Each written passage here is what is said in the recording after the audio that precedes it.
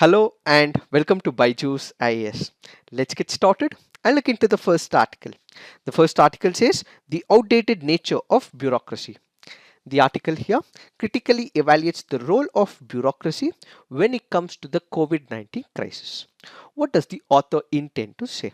When it comes to the COVID-19, we have different missionaries and institutions which are working for the elimination of the COVID-19. But during this particular crisis, one of the institutional mechanisms that was present is the bureaucracy. In spite of its efforts, in spite of the advantages of the state role in it, they failed to execute the program. They failed to innovate during the COVID-19, says the author. In this particular backdrop, we have to understand what is the bureaucracy all about, what are the advantages of the bureaucracy, what is the Weberian bureaucracy the author is trying to say, and what is the way forward when it comes to the future course of action, when it comes to the good governance in the country. First up, let's understand the meaning of what is Weberian form of bureaucracy. What is bureaucracy? From the very name, it denotes that it has two words. What is it? Bureau. Bureau stands for office. And who are the people in the office? It is the bureaucrats. So a person who is present in a bureau, that is the office, and the office is manning people. These are called as the bureaucrats. So when it comes to the executive agency, the machinery that is implementing the work of that particular office, that is what is called as bureaucracy. So what is a bureaucracy? Bureaucracy is nothing but a machinery. What will it do? It will execute and implement the roles and objectives that has been assigned to that particular office. That is what is called as bureaucracy. Now when we go back to the traditional model of bureaucracy, or what is called as the Weberian model of bureaucracy, this has an organizational setting. This is formalized in nature. It has a hierarchical setup. What is this hierarchical setup? When you look into the civil services in India, what you have is a clear-cut hierarchy. What you have is class A, what you have is a class B officer, what you have is a class C officer, what you have is a class D officer. So what you see in this organizational office or the system is a clear-cut hierarchy. So the Weberian model is synonymous to the organizational setup which has a clear-cut hierarchy where the order is flowing from the higher level to the lower level. The higher authorities dictate terms, and what we have is a clear-cut specialization of labor. A class A officer will dictate terms, a class B officer may dictate terms, the class C and the class D officers may have to implement according to the directives issued by the hierarchy personnel. So what we have is a clear-cut labor. First, we have a hierarchy. This hierarchy has a specific job role, and after this hierarchy is defined, directives will have to be taken by the lower rank in that organization. What we witness is the division of labor when it comes to the bureaucracy, and after the division of labor, there is clear cut demarcation of a jurisdiction. What a class C officer will do, a class D officer may not be able to do. What a class A officer will do, class C officer may not be able to do. So what we have is a clear cut hierarchy, and it is in this hierarchy and boundary each of the person in that class will be able to do it, which is what is called as the Weberian model of bureaucracy. So when you speak about the traditional setup or the Weberian model, it has a clear cut structure as to what job each person is associated with. When you speak about the bureaucracy, once again, what you actually see, it is a professional service. What you see is a full-time administrative staff. When you look into executive as a whole, you have two types of executive. One is what is called as political executive. The other is what is called as administrative executive. We are not speaking about the political executive. Who is a political executive? He is a person who goes, contests the elections, wins the elections, and ultimately he becomes an MLA, MP, or he also becomes the minister as well. So our point of concern is not the political executive. Our point of discussion is about administrative executive, which happens to be the bureaucracy. So when it comes to the bureaucracy, they are full-time administrative staff. Will they be removed after 5 years? No. What you actually see is the lifetime commitment of the bureaucrats to the government. It is not to a political party but to the constitution and the respective governments. So what you see is that they would be able to work for the government of India full time until their retirement. So it is a professional full-time administrative staff with lifelong employment. They have an organized clear-cut career of their own. What they have is salaries and pensions. They are appointed to the office, rewarded on the basis of seniority and merit as well. This is what is the functioning of the Weberian model of bureaucracy. So what is this bureaucracy in nutshell? Bureaucracy is the implementing arm of the government. Bureaucracy is the rational tool for executing the commands of the elected leaders. Bureaucracy is indeed synonymous with the operational arm of the public administration. That is what is bureaucracy. That is what is Weberian model of bureaucracy. But the author here questions this entire paradigm of Weberian model of bureaucracy. As we currently have seen, when it comes to the COVID-19, what we require is innovations. What we require is immediate updation of a particular validation. What we require is fast processing of information. What we require is immediate dispersal of information. What we require is specialists so that they would be able to see what the problem is and come with the solution. The author here says that because of the Weberian model of bureaucracy, we are not able to take immediate action. Why are we not able to take immediate action? Because this is a hierarchical setup. So when you have a particular person who is working at the ground, who is working as a field agent, he has to get the directive from the group A officer, from the group B officer, from the class A officer. So what you have is that particular person will not be able to innovate at the field level. So one person is seated in the office, the other person is seated in the field agency. So the field agents and the person who is seated in an office do not have the connection. So what you have is a group A officer who is looking at it from an ivory tower. He does not know the ground realities of what is happening when it comes to the field agency and the field operations. So the author here says that this particular idea or the traditional model of bureaucracy or the Weberian model of bureaucracy has failed during the crisis of COVID-19. Ideally, what should have happened? When we speak about ideal bureaucratic structure, it believes in unity and coordination, it believes in precision and speed, predictability, obedience of the group D officer, class D officer to the group A officer, impartiality, reduction of friction between different groups and organizations, and ultimately there is knowledge shifting that happens from one layer into another layer. But the author in this particular case, all of this has not occurred during the COVID-19 crisis, which is why the author says the leadership of position, which is based on Weberian model, has not worked effectively. So what we require is leadership of function. This is where it creates one of the debate in the governance or in terms of civil service called as the specialist and the generalist debate. What is this debate all about? On one side, the author says that during the 21st century, what we require is this specialization, which he calls it as the leadership of function. What the author criticizes is the leadership of position, who is called as a generalist. So this article here is basically about a debate between specialist and a generalist. We did discuss all that the author was trying to put out, but let me give you another alternative as well. The other alternative or the perspective is in terms of why a generalist is required when it comes to the administration. Let's say, for example, a generalist, let's say an IAS officer, he is a generalist, he is not a specialist. A specialist is one who has an ingrained idea about what that particular function is all about. Let's say we have the railway department officers, they would be working in that particular department for a longer period of time, so they will have expertise of it. Or let's say there is is a person who is working in the environmental ministry. Let's say a person who is an economist. These people have expertise only when it comes to their domain. So what do they have? They have domainal expertise when it comes to their domain. It can be economy, it can be environment, it can be about policy making. So all of these that the specialists do is have expertise when it comes to their domain.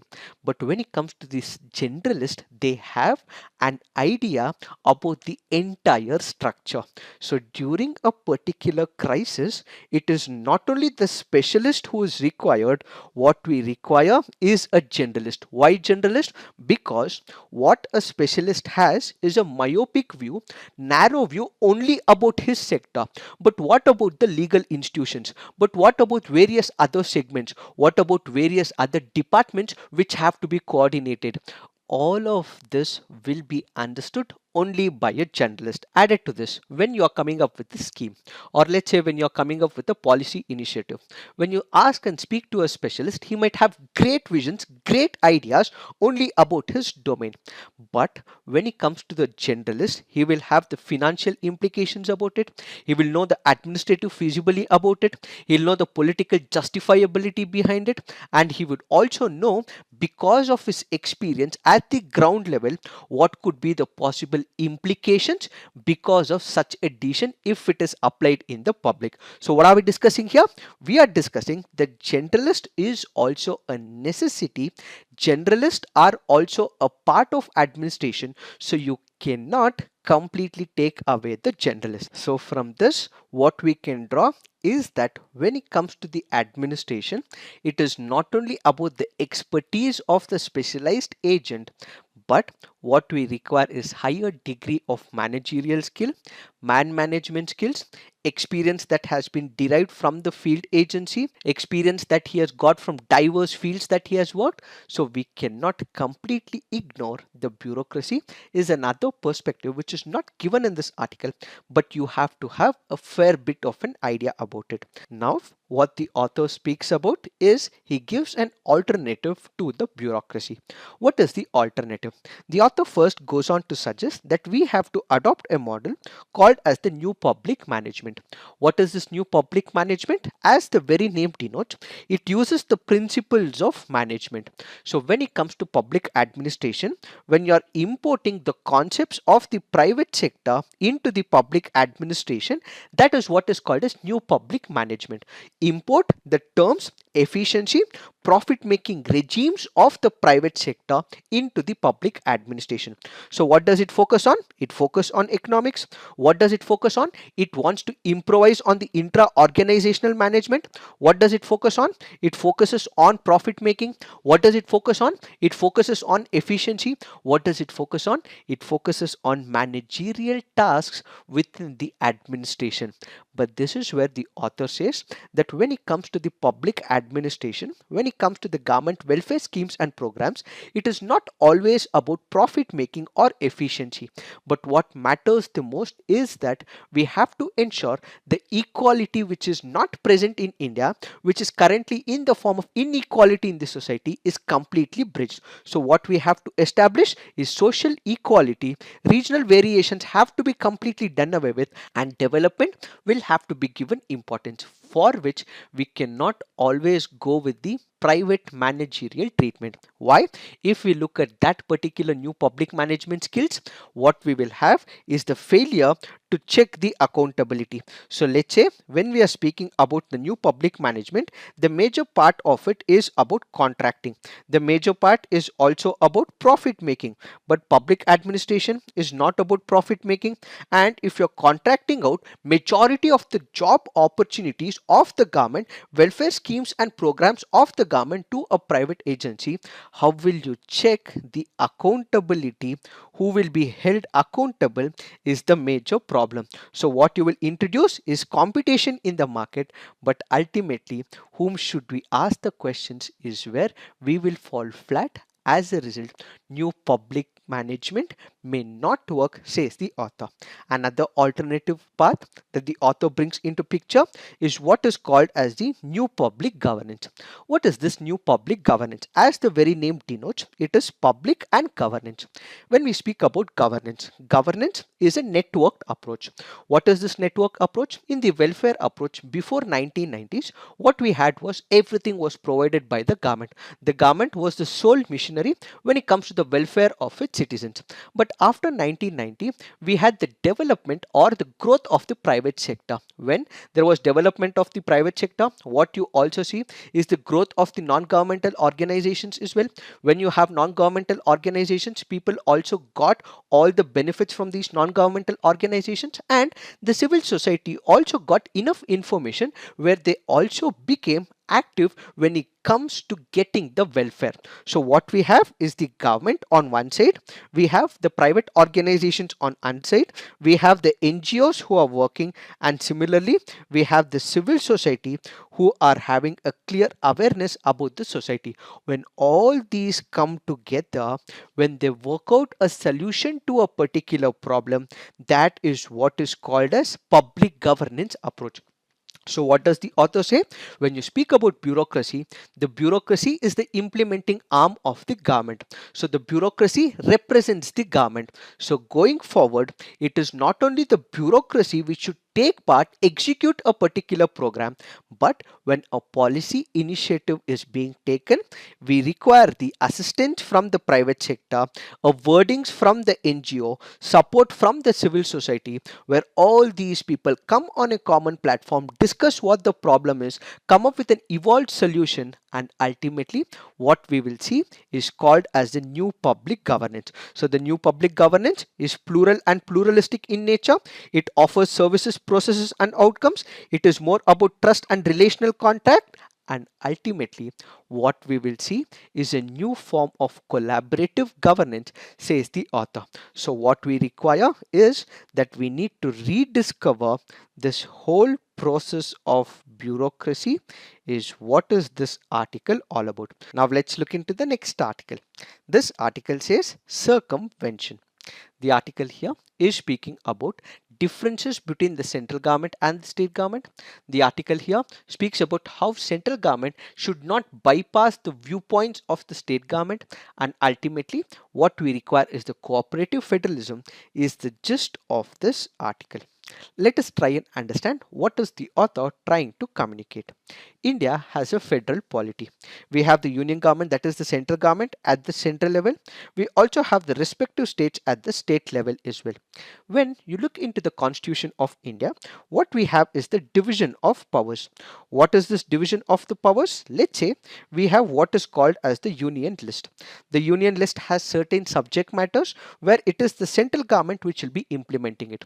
Let's say for example defense, let's say for example external affairs. It is the domain of the union government where the state government will not interfere. Then there might be other subjects as well, like the state list. In the domain of the state list, what we have is the state which will be executing a particular program and that particular item which is present in the 7th schedule. And we also have the concurrent list as well, where both the central government and the state governments would be able to make laws.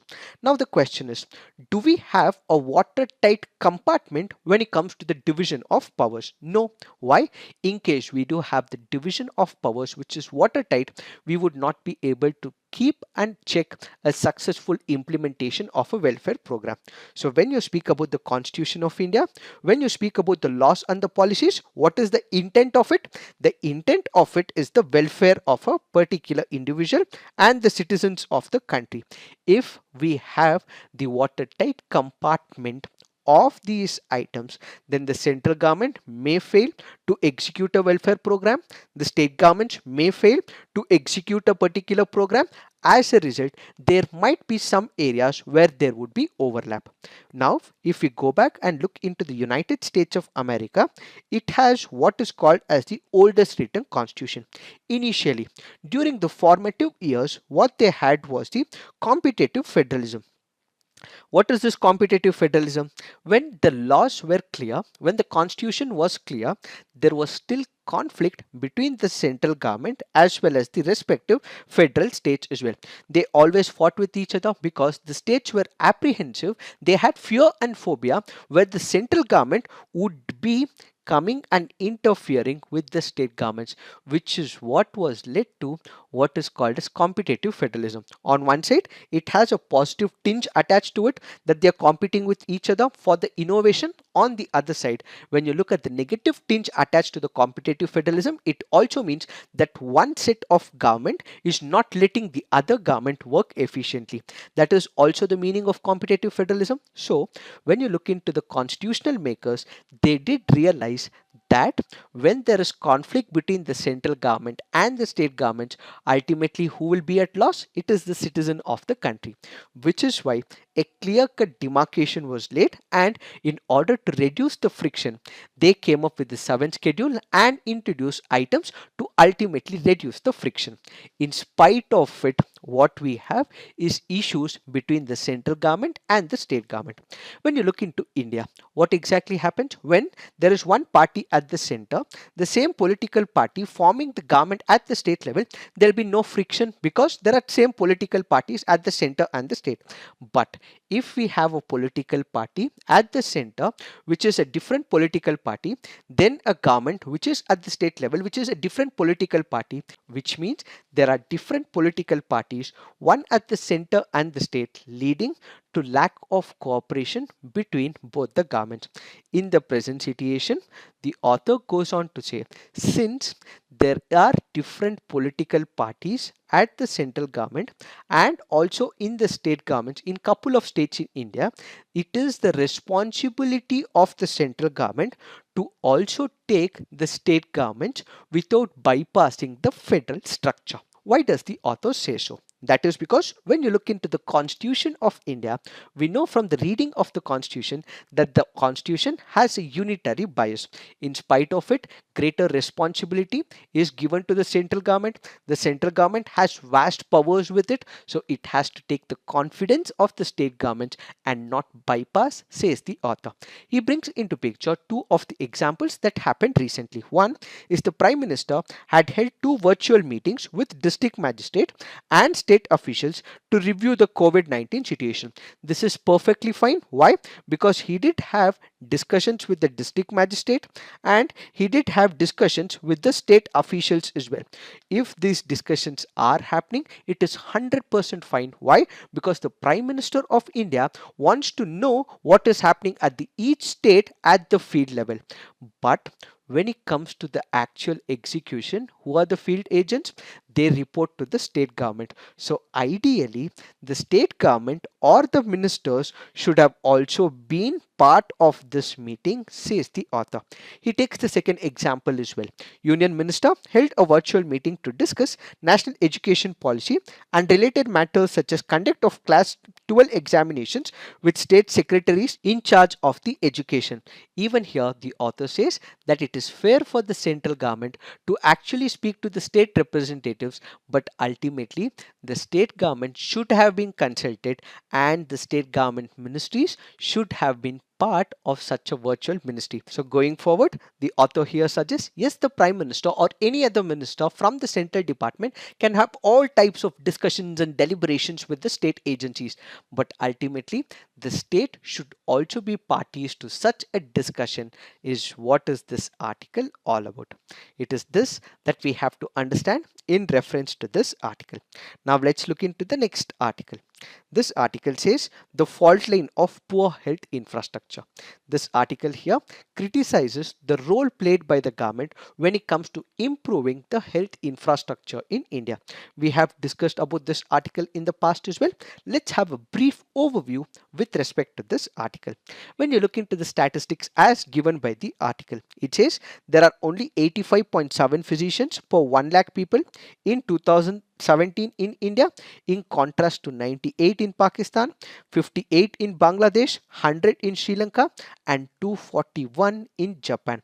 So what we have is very less number of physicians in comparison to Japan for 1 lakh people. Now the number of beds that India has is 53 per 1 lakh people. That is 63 in Pakistan, 79.5 in Bangladesh, 415 in Sri Lanka, and 1,1298 in Japan. Again, what we are lagging is number of beds when it comes to Indian population. Now let's look at nurses and midwives. We have about 172.7 nurses and midwives per 1 lakh population. In contrast, 220 in Sri Lanka, 40 in Bangladesh, 70 in Pakistan, but 1,220 in Japan. All this means when it comes to the physicians, when it comes to the beds, when it comes to the nurses and midwives, we are not able to meet the standards as present in Japan. All of this is because India does not spend much on the public health infrastructure. So what does the author say? The author says India has low public health expenditure. This is as much as 1% of the GDP in 2013 and 14 and 1.28% in 2017 and 18, taking also into picture the state governments as well. When we look into the health, it is a state subject. When we speak about health, it is a state subject where the states will have to improvise on it. But the author says equal responsibility is also present on the central government. Why? That is because when you look into the technical expertise, it is the central government which has more expertise compared to the state governments. The central government has National Center for Disease Control, the central government and Indian Council of Medical Research. It has huge number of people and technical expertise to fight the menace of any disease. But does the state government have? No, says the author. Followed by this, we have the interstate variation as well. According to Center for Economic Data and Analysis, we have some of the states like Kerala and Union Territory of Delhi which are able to spend more on the health infrastructure. Then there are other states like Bihar, Uttar Pradesh and Jharkhand which have not invested much on the health infrastructure. So what we witness is interstate variation. Followed by this, according to World Health Organization, highest out-of-pocket expenditure happens in India. It says that nearly 62% of the total health expenditure in India is out of pocket, which means that most of the poor in India spend money from their own pockets. It is not the government which is helping, and ultimately if they are spending so much of their incomes on the health sector, they ultimately land up into the rope of poverty, says the author. So what is that we have to do? What are the recommendations given by the author? So the author says the central government will have to take up a coordinated national plan at the central level, increase the additional resources as well. As of now, we have number of resources at the disposal of the central government. The central government also has the PM cares as well. So going forward, more money will have to be dispersed by the central government. And when it comes to the vaccines of the COVID-19, the central government has given permission to the state governments so that the state governments can discuss with their international partners. Instead of state governments discussing on their own, having different plans, the central government will have to speak to the international unit and bring all the vaccines from the international market. Why is this important? That is because when you take the example of the European Union, it was able to speak and negotiate with the international partners, organizations and pharmaceutical companies as well. When they are speaking, what we will have is the advantage of a particular central government coming up with the policy which is uniform for the entire country. Added to this, what we will have is an advantage with respect to the logistic cost as well. If state governments are coming up and discussing with the pharmaceutical companies, the logistic costs may again increase. As a result, what the central government will have to do is to speak to the international pharmacy agencies and ultimately connect with them, negotiate with them and also bring down the price so that we can fight the menace of COVID-19, says the author. So going forward, what the center and the state governments will have to do is to increase the health expenditure, bolster public healthcare system and also revamp the entire structure of the government when it comes to the health sector, is what is this article all about. Now let's look into the next article. This article says Balancing Act. The article here primarily speaks about India's balancing act with respect to Israel on one side and with respect to Palestine on the other side. This article has been explained on 18th of May 2021 under the second topic is India's Palestine policy evolving. We have had a detailed and an elaborate analysis, so kindly look into it. Now let's look into the mains practice questions. Despite predictions that new public management would establish itself as a new paradigm of public administration, the future of governance is new public governance. Do you agree? Substantiate. Next question. The center's attempt to introduce notable reforms in the system should not be at the cost of bypassing the state government. In the light of statement, discuss the significance of cooperative federalism. So please write all your answers on the comment section. Peer review, give positive feedback to your fellow panel's answers. So this is it for today. Thank you for watching. All the best.